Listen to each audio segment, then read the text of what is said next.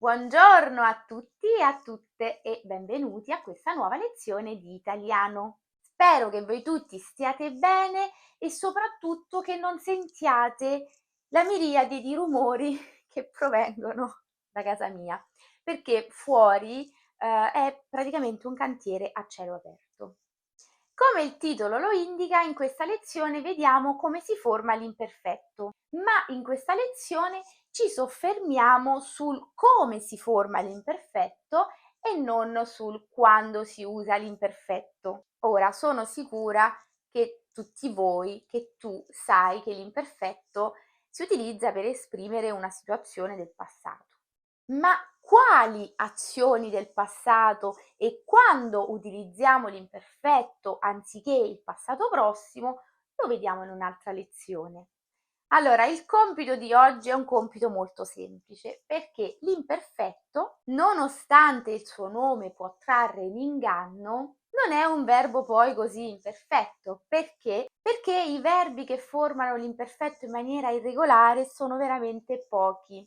Tutti gli altri seguono la regola. E la regola qual è? Come al solito dobbiamo sostituire la desinenza dell'infinito con le desinenze proprie dell'imperfetto. Partiamo dai verbi del primo gruppo, quelli in are, e vediamo in concreto di cosa sto parlando. Il verbo amare. Togliamo are e mettiamo le desinenze. Io amavo, tu amavi, lui, lei amava, noi amavamo, voi amavate, loro amavano. Quindi le desinenze saranno avo, avi, ava, avamo, avate, avano. Sembra che io stia parlando un'altra lingua.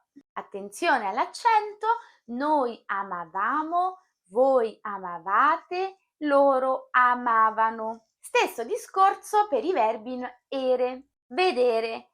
Togliamo ere e mettiamo le desinenze. Io vedevo, tu vedevi, lui, lei vedeva, noi vedevamo, voi vedevate, loro vedevano. Verbi in ire, aprire, via ire, io aprivo, tu aprivi, lui o lei apriva, noi aprivamo, voi aprivate, loro aprivano. Vediamo solo le desinenze. Ti renderai conto da solo che è molto semplice perché in realtà potremmo riassumere dicendo che le desinenze per l'imperfetto sono per tutti e tre i gruppi vo, vi, va, vamo, vate, vano. E poi ogni gruppo ha davanti la sua vocale. Quindi il primo gruppo, quello dei verbi in are, avrà davanti queste desinenze una A, il secondo gruppo avrà davanti queste desinenze una E e il terzo gruppo avrà davanti queste desinenze una I. Te l'avevo detto che era semplice. D'altronde con l'imperfetto ciò che può dare maggiori difficoltà è il suo utilizzo. Quindi, perlomeno per quanto riguarda la formazione, siamo un po' più tranquilli. Vediamo altri tre verbi, ognuno per ogni categoria. Studiare. Voglio lasciarti qualche secondo per riflettere. Prova a coniugare questo verbo a voce alta. Puoi anche mettere in pausa per avere più tempo. Allora, io studiavo, tu studiavi, lui o lei studiava, noi studiavamo, voi studiavate, loro studiavano. Stesso esercizio per vincere. Ti lascio qualche secondo, prova a coniugare parlando ad alta voce. Metti pausa se ti serve più tempo.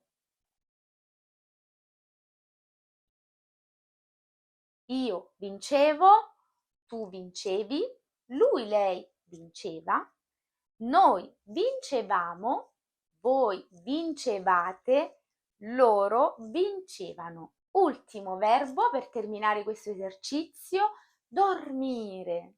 Come al solito, ti do qualche secondo.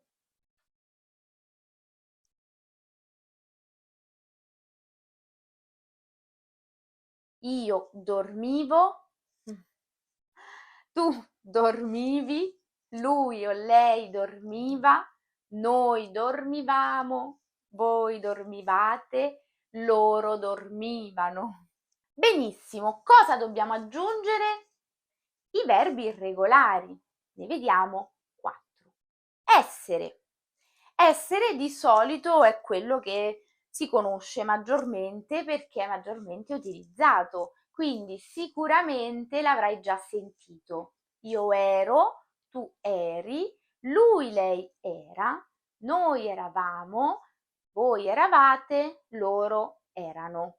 Fare, anche fare è irregolare, ma a ben guardare la sua radice, faccio, è la stessa della coniugazione al presente. Al presente diciamo io faccio. Quindi questo ci potrebbe agevolare la memorizzazione di questo verbo.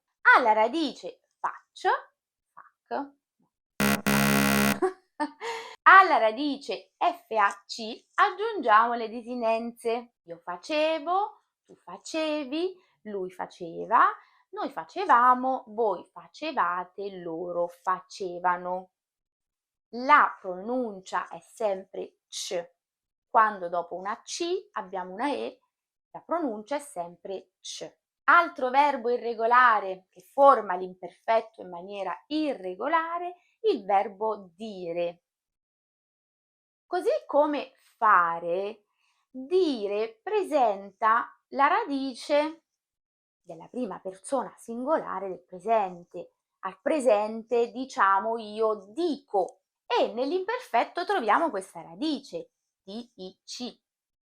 Quindi la coniugazione all'imperfetto del verbo dire sarà io dicevo, tu dicevi, lui diceva, noi dicevamo, voi dicevate, loro dicevano. Ultimo verbo irregolare, bere. Anche bere ha la radice che noi già conosciamo, perché al presente diciamo io bevo. Quindi questa radice bev già la conosciamo, immagino. Visto che abbiamo visto l'imperfetto, direi di dare un'occhiata anche al trapassato prossimo.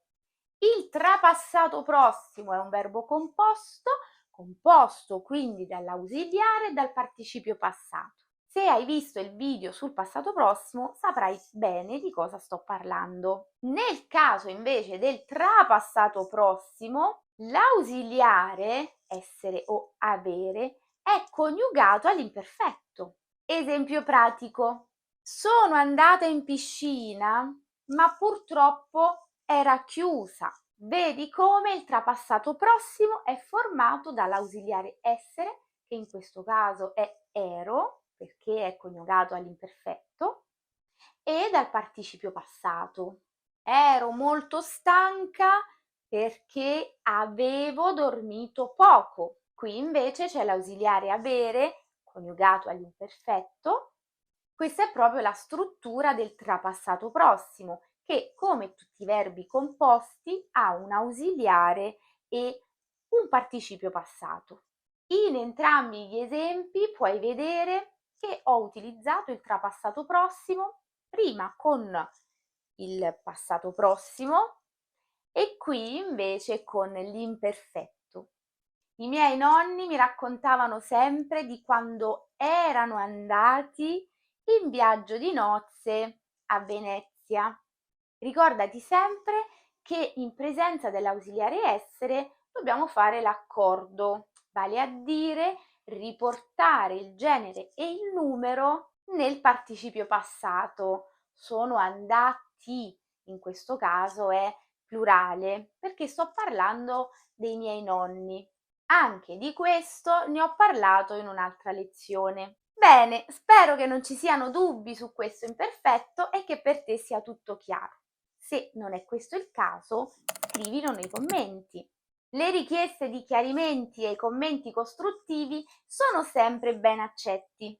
Questa lezione è finita, ma io sto facendo altre lezioni sui verbi. Arriverà il futuro, il congiuntivo, ce ne sono ancora molti che mancano all'appello. Questo per darti la possibilità di trovare tutti quanti i tempi verbali e di poterli studiare probabilmente con più praticità. Come sempre, grazie e a presto.